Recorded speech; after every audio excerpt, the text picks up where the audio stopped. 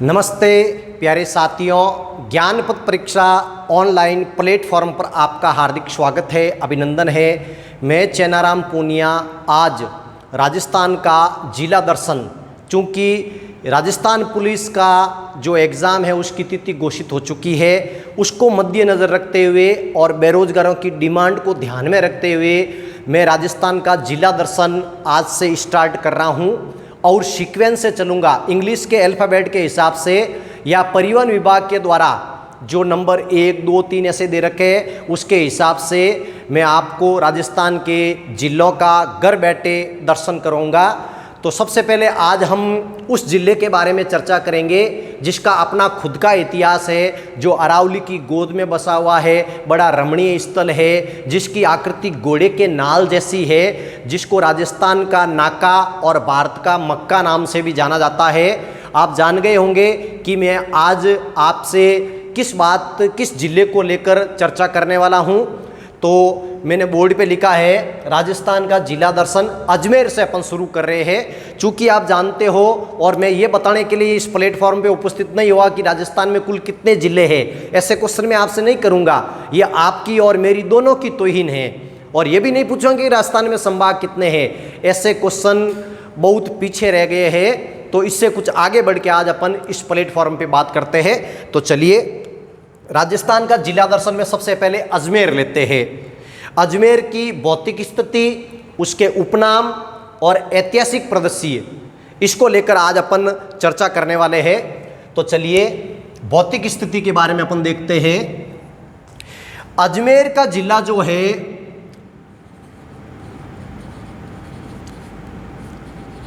अरावली के मध्यवर्ती भाग में स्थित है। यह क्वेश्चन भी कई बार पूछा जाता है, अरावली के मध्यवर्ती भाग में कौन सा जिला स्थित है, तो वो है अजमेर। और वैसे भी अजमेर को राजस्थान का हृदय कहा जाता है। राजस्थान का यदि अपन मैप देखते हैं तो उसके अंदर अजमेर एकदम जैसे हृदय का स्थान होता है शरीर में, वैसे के वैसे अपने उस नक्शे के अंदर अजमेर को दर्शाया गया है। तो ये अरावली के मध्यवर्ती भाग में स्थित है। आपने शब्द सुना होगा अजमेर मेरवाड़ा। अजमेर कोई रियासत नहीं थी। कई बार आप पढ़ते हैं राजस्थान के एकीकरण में कि 19 रियासतें थी, लेकिन मैं आपको बता दूं उन 19 रियासतों में अजमेर कोई रियासत नहीं थी, बल्कि अजमेर को अलग से अंग्रेजों ने केंद्र शासित प्रदेश बना रखा था। मतलब अंग्रेजों ने भारत के राज्यों को ए, बी और सी इन 3 श्रेणियों में विभाजित कर रखा था। जो सी श्रेणी के राज्य थे वो सभी केंद्र शासित प्रदेश थे, और पूरे भारत में सी कैटेगरी के 4 राज्य थे, जिनमें अजमेर मेरवाड़ा एक हमारे राजपूताने में, एक हमारे राजस्थान में स्थित था। और इस पर अंग्रेजों का सीधा नियंत्रण था। यहाँ पर अंग्रेजों का मुख्यालय था। यहाँ पर अंग्रेजों का एक बहुत बड़ा अधिकारी एजीजी बैठता था, एजेंट टू गवर्नर जनरल। ये जो 4 केंद्र शासित प्रदेश है, यहाँ पर गवर्नर जनरल का एजेंट बैठता था। जैसे राष्ट्रपति का एजेंट राज्यपाल होता है, वैसे कि वैसे उस समय गवर्नर जनरल के एजेंट होते थे, जो सबसे बड़ा अधिकारी माना जाता था केंद्र शासित प्रदेश का। तो अपने राजपूताने में जो एजीजी बैठता था वो अजमेर मेरवाड़ा में बैठता था, और यही इनका मुख्यालय था, विशेष ध्यान रखना। और यहीं से राजपूताने पर शासन का नियंत्रण स्थापित करते थे। यहीं से पूरे राजपूताने की शासन की बागडोर संभाली जाती थी। चलिए अब बात अपने ये आती है कि जो ये अजमेर है, अजमेर की जो आकृति है वो अश्वनाल जैसी है, और कहीं पर आपको मिलेगा त्रिभुजाकार। तो दोनों ही सही है। अजमेर की यदि अपन आकृति देखें तो बिल्कुल त्रिभुजाकार या अश्वनाल। अश्वनाल का मतलब होता है घोड़े की जो नाल होती है, इस टाइप की बनी होती है घोड़े की नाल, जो ये लोहे से हो सकती है, अष्ट धातु से बनी हो सकती है। इसको बड़ा शुभ माना गया है, जो घोड़े के खुर के नीचे लगाई जाती है। लेकिन कई लोगों के घर के मुख्य द्वार पर, या कोई कारोबारी है बड़ा तो उसके ऑफिस के अंदर ये नाल लगी होती है, इसको शुभ माना गया है। और ये अष्ट धातु की बनी होती है और घोड़े के खुर के नीचे लगाई जाती है चाप, ठीक है ना, वो होता है घोड़े की नाल। तो उसकी जैसी आकृति, ऐसी अजमेर की आकृति है, और कोई कहते हैं त्रिभुजाकार है। चलिए अब आगे देखिए, ये जो अजमेर है ये दो शब्दों से मिलके बना है, अजय प्लस मेर, इन शब्दों से ये मिलके बना है। मेर एक पहाड़ी का नाम है जिसके आसपास एक मेर जाति आबाद है, इस कारण इसका नाम है मेर। और अजय, ये अजय एक तो चौहान वंश का शासक है जिसका नाम है अजय राज, और एक अजय ऐसी पहाड़ी जिसको जीता ना जा सके, इसका शाब्दिक कर दीजिए अपन ले, ऐसी पहाड़ी जिसे जीता न जा सके, उसको अजय मेर कहते हैं। और फिर आगे चल के ये हो गया अजमेर। और ये भी हो सकता है अजय राज ने जिस पहाड़ी को कब्जे में लिया था, जीता था, उस स्थान का नाम हो गया अजय मेर। ये विशेष आपको ध्यान रखना है। पहले इसको पृथ्वीपुर कहते थे, इसको पृथ्वीपुर कहते थे, और इसको दारा प्रदेश भी कहा जाता था। ये भी कई बार क्वेश्चन पूछा जाता है, दारा प्रदेश भी इसी को कहते थे और पृथ्वीपुर इसी स्थान को कहते थे। चौहान वंश के शासक अजय राज ने इस पर अधिकार कर इसको चौहान वंश की राजधानी बनाया। ध्यान रखना, तो ये चौहानों की राजधानी सबसे पहले किसने बनाई थी? अजय राज ने बनाई थी, ये विशेष ध्यान रखना। देश की आज़ादी के बाद आपको पता हो राज्यों का पुनर्गठन किया गया और राजस्थान का भी एकीकरण किया गया, जिसका श्रेय वीपी मेनन और सरदार वल्लभ भाई पटेल को जाता है। आपको पता हो 1 नवंबर 1956 को इस अजमेर मेरवाड़ा क्षेत्र को अपने राजस्थान में विलय किया गया और 26वां जिला घोषित किया गया। जैसे आपको पता है वर्तमान में कुल 33 जिले हैं और 7 संभाग है। जब राजस्थान का एकीकरण पूर्ण हुआ उस समय 26वां जिला अजमेर मेरवाड़ों को बनाया गया, यानी अजमेर को बनाया गया। ध्यान रखना, कई बार सीक्वेंस पूछ लेते हैं, तो 26 तक तो अपन को पता है कि अजमेर को बनाया गया। कई बार वो पूछ लेता है 27वां कौन सा है, विशेष याद रखना प्यारे विद्यार्थियों। धौलपुर, फिर 28 का पूछा जाता है, 29 का पूछा जाता है, फिर 30 का पूछा जाता है। तो मैं आपको एक सूत्र के द्वारा इनका बता देता हूं कि इन जिलों का सीक्वेंस क्या है, वो आपको याद हो जाएगा। देखिए 26वां जिला तो आपको पता चल गया कि हमारा अजमेर है। अब बात आती है अपने 27वें की, तो एक सूत्र है अपने धौलपुर बदौरा हक गढ़ में। धौलपुर बदौरा एक नाम है, धौलपुर बदौरा, उसका हक है गढ़ में। ये धौलपुर जो है नंबर 27 पे है, ध्यान रखना। फिर मैंने लिखा है ब से बनता है 12, ये नंबर 28 पे है। फिर बनता है दौसा, ये नंबर 29 पे है। फिर आता है राजसमंद, ये नंबर 30 पे है।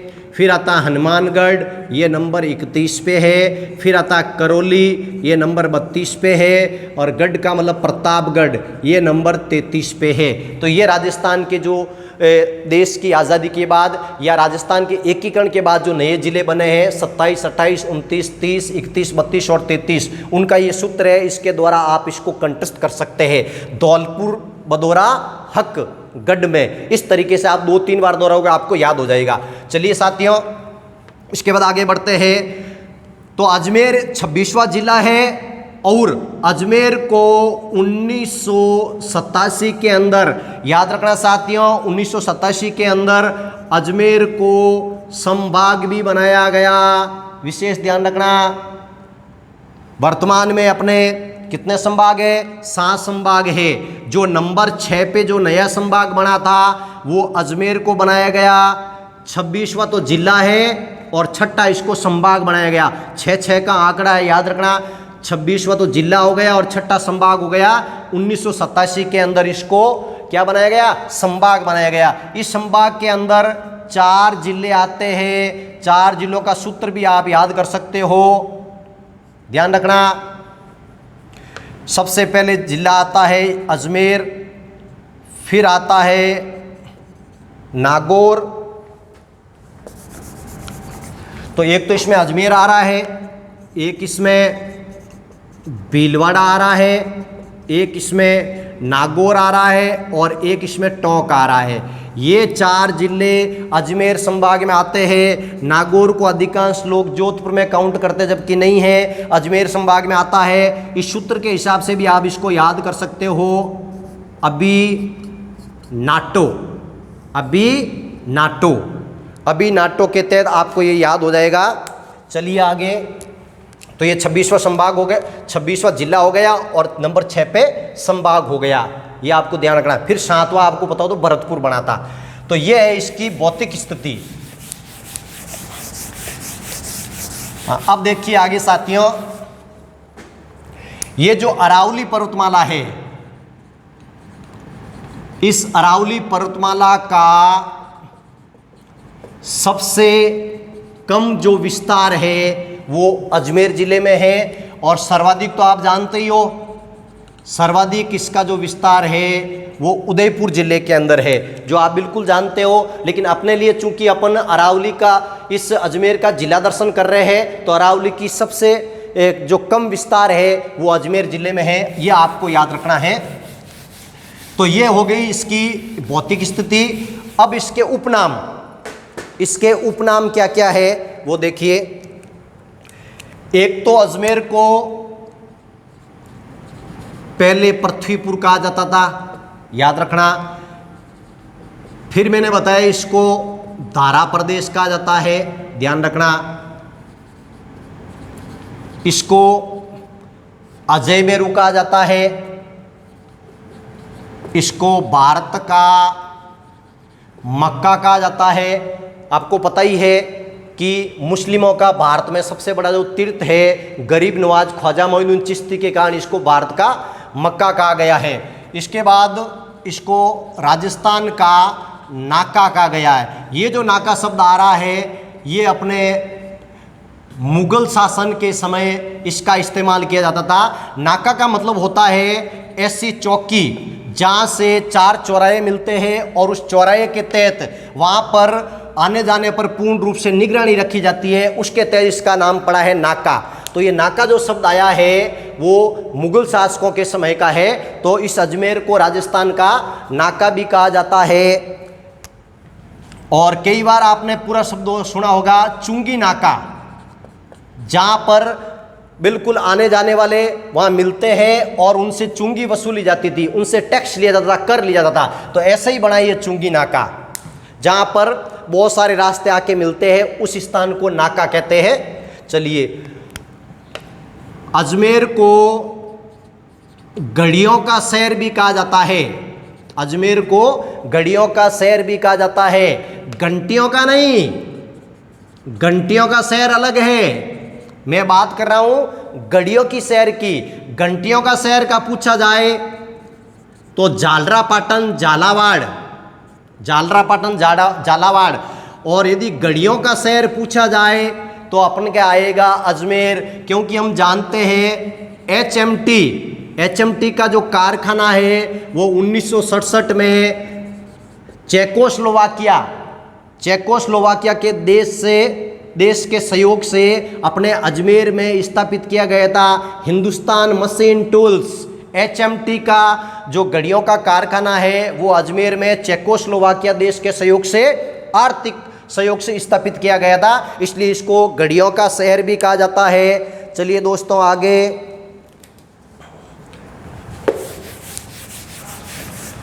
देखिए इस अजमेर को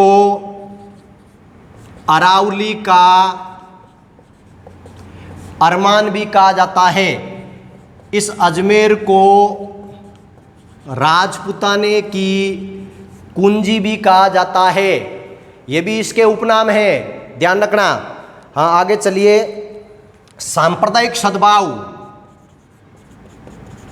सांप्रदायिक सद्भाव, सांप्रदायिक सद्भाव का संगम, सांप्रदायिक सद्भाव का संगम भी अजमेर को कहा जाता है। एक तरफ तो आपको पता हो, भारत में मुस्लिम समाज का या मुस्लिम धर्म का सबसे बड़ा जो स्थान है वो अजमेर है, और हिंदू प्रेमियों का जो पूरे विश्व के अंदर जो आस्था का सबसे बड़ा केंद्र है ब्रह्मा जी का मंदिर, वो भी अजमेर में है। और जैनियों का भी बहुत बड़ी, जैसे सोनी जी की नसियाँ वगैरह, ये भी अजमेर में है। तो बहुत सारे धर्मों के जो धार्मिक स्थल है, जो आस्था के केंद्र है, वो अजमेर में स्थापित है। तो बहुत सारे यहाँ पर धर्मों का, संप्रदायों का संगम होता है। इस कारण अजमेर को सांप्रदायिक सद्भाव का संगम बताया गया है। ये भी आपको साथियों याद रखना है। एक नाम और इसका आता है उपनाम के अंदर, अजमेर को राजमार्गों का चौराया, राजमार्गों का चौराहा भी कहा जाता है, चौराहा भी कहा जाता है। यहां पर आपको पता हो 5 राष्ट्रीय मार्ग अजमेर से होकर गुजरते हैं। इस कारण इसको राजमार्गों का चौराहा भी कहा गया है। ये भी आपको याद रखना है। और एक सबसे बड़ा जो उपनाम है, बिल्कुल मुझे बताने की आवश्यकता ही नहीं है, फिर भी मैं रिपीट कर देता हूं, राजस्थान का हृदय, राजस्थान का हृदय अजमेर को कहा जाता है। तो बहुत सारे इसके उपनाम आ गए। अब बात करते हैं अपन ऐतिहासिक परिदृश्य की। साथियों, जैसे कि आप जानते हो, ऐतिहासिक परिदृश्य में सबसे पहले इस जगह पर चौहान वंश ने शासन किया था। चौहान वंश में सबसे पहले इसको राजधानी बनाई थी अजमेर को, और वो बनाने वाला था अजय राज, जिसने 1113 ईस्वी के आसपास एक गढ़ की नींव डाली। उस गढ़ को अजय मेरू कहा गया, उस गढ़ को अजय मेरू कहा गया। आज उसका नाम क्या है? तारागढ़ है। ध्यान रखना, जो गढ़ भीटली पहाड़ी पर बना हुआ है, जो अरावली की गोदी में बसा हुआ है। तो यहाँ पर चौहान वंश की नींव डालने वाला 1113 ईस्वी में अजय राज था। कई किताबों में अजय पाल मिलता है। साथियों में बता दूं, जो पाल शब्द है वो करौली के शासकों के नाम के पीछे आता है, और जो राज शब्द है वो चौहान वंश के शासकों के नाम के पीछे आता है। जैसे पृथ्वीराज चौहान देख लीजिए, अजय राज देख लीजिए, हरिराज देख लीजिए, ये इनके पीछे आता है। गोविंद राज देख लीजिए। तो ये राज जो शब्द है वो पाल नहीं है, पाल केवल करौली के शासक है। तो अजय राज आपको याद रखना है।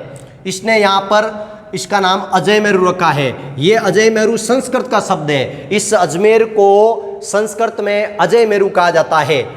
तो सबसे पहले यहाँ चौहान वंश थे। इसी के अंदर एक बहुत बड़ा प्रसिद्ध शासक हुआ था जिसका नाम था विग्रहराज, जिसका दूसरा नाम है बिसल देव। बिसल देव ने यहाँ एक बिसल देव ने संस्कृत महाविद्यालय स्थापित किया था। इस संस्कृत महाविद्यालय को आपको पता हो 1153 में ये स्थापित था, लेकिन मोहम्मद गौरी के इशारे पर 1192-93 के आसपास उसका जो अपने सेनापति था ऐबक, इस ऐबक ने संस्कृत महाविद्यालय को उखाड़कर यहाँ 2.5 दिन का झोपड़ा बनाया। ये अपने लिए बहुत ही इम्पोर्टेंट है। 2.5 दिन का जो झोपड़ा बना हुआ है, वहाँ पर पहले एक संस्कृत कंठाभरण महाविद्यालय स्थापित था, जो विग्रहराज चतुर्थ के द्वारा बनाया गया था। लेकिन कुतुबुद्दीन ऐबक ने उसको बिखेर दिया और उसकी जगह 2.5 दिन का झोपड़ा बनाया। ये 2.5 दिन का झोपड़ा एक मस्जिद है, जो राजपूताने में या राजस्थान में बनने वाली पहली मस्जिद है, जो 16 खंभों पर बनी हुई है, विशेष ध्यान रखना। कई बार ऐसे क्वेश्चन घुमा के पूछा जाता है कि राजस्थान की पहली मस्जिद कौन सी है, तो उसमें 2.5 दिन का झोपड़ा आएगा। लेकिन आप कहोगे कि ये तो झोपड़ा है, मस्जिद कैसे हो गई। मैं आपको बता दूं, इसकी आकृति मस्जिद जैसी है। और कुतुबुद्दीन ऐबक ने सबसे पहले, इससे पहले राजस्थान में कोई मस्जिद नहीं थी, तो सबसे पहले 2.5 दिन का झोपड़ा ही मस्जिद माना गया है, जो 16 खंभों पर है, जो संस्कृत महाविद्यालय के स्थान पर बनाया गया है। यह आपको विशेष ध्यान रखना है। अब इसका नाम 2.5 दिन का झोपड़ा क्यों हो गया? कुछ विद्वान ये कहते हैं कि इसका निर्माण 60 घंटे के अंदर ही कर लिया गया। 60 घंटे का मतलब 2.5 दिन के अंदर ही इसका निर्माण हो गया। कुछ विद्वान साथी ये कहते हैं कि यहाँ पर पीर पंजाब शाह का उर्स लगता था। जैसे अपने मेला होते हैं वैसे उनका उर्स होता है, तो पीर पंजाब साहब का यहाँ 2.5 दिन का उर्स लगता था या 2.5 दिन का उर्स लगता था। इस कारण इस जगह का नाम 2.5 दिन का झोपड़ा है। और कुछ विद्वान कहते हैं कि इसका निर्माण केवल 60 घंटों के अंदर हुआ था, इसलिए इसको ये बोला जाता है। इस झोपड़े पर आपको पता हो हरिकेली, जो विग्रहराज चतुर्थ का एक नाटक है, इस हरिकेली के कुछ अंश इस 2.5 दिन के झोपड़े पर उत्कीर्ण है, क्योंकि इस महाविद्यालय के मलबे से ही बनाया गया था, इसलिए पत्थर वही थे तो इनमें इस्तेमाल किए गए। इस कारण हरिकेली के कुछ अंश यहाँ पर है और कुछ अंश राजा राम मोहन राय की समाधि जो ब्रिस्टल नगर के अंदर, जो अपने लंदन के अंदर, इंग्लैंड के अंदर बनी हुई है, कुछ अंश वहाँ लिखे गए हैं और कुछ हरिकेली के अंश यहाँ लिखे गए हैं। तो चलिए साथियों, तो चौहान वंश के बाद इस पर तुर्क आगे, सीक्वेंस से अपन को चलना है। सबसे पहले चौहान वंश आए, चौहानों के बाद यहाँ पर तुर्कों ने अधिकार कर लिया। तुर्कों के बाद यहाँ पर मुगल आए, मुगल शासक। मुगल शासकों का अजमेर के साथ गहरा नाता रहा है, गहरा संबंध रहा है, विशेष ध्यान रखना। जिनमें से सबसे पहला नाम अकबर का, अकबर के बाद जहांगीर का भी गहरा नाता रहा है अजमेर से। फिर आता है अपने शाहजहाँ का, और फिर नंबर 4 पे आता है औरंगजेब। औरंगजेब तो कुछ ज़्यादा कोई रोल नहीं था। शाहजहाँ ने भी यहाँ बहुत सारी इमारतें बनाई, जहांगीर ने भी बनाई और कुछ साल यहीं व्यतीत किए थे। आपको बताओ 3 साल ये जहांगीर अपने अजमेर में ही रुका था। और अकबर का भी गहरा नाता है। तो मुगल शासकों का अजमेर के साथ क्या संबंध है, इसको अपन ऐतिहासिक परिदृश्य के तहत ही पढ़ेंगे। लेकिन चूंकि अपने टाइम हो रहा है, इसलिए मैं नेक्स्ट वीडियो के अंदर आपको ये बताऊंगा कि मुगलों का अजमेर के साथ गहरा संबंध कैसे था, इन्होंने क्या कार्य किया, कौन सी इमारतें बनाई और कौन कौन से इनके राजनीतिक कार्य थे, और इन्होंने इस अजमेर को ही अपना राजनीतिक केंद्र क्यों बनाया। इसको लेके मैं अगले वीडियो में आपके साथ चर्चा करूंगा। तब तक के लिए जय हिंद।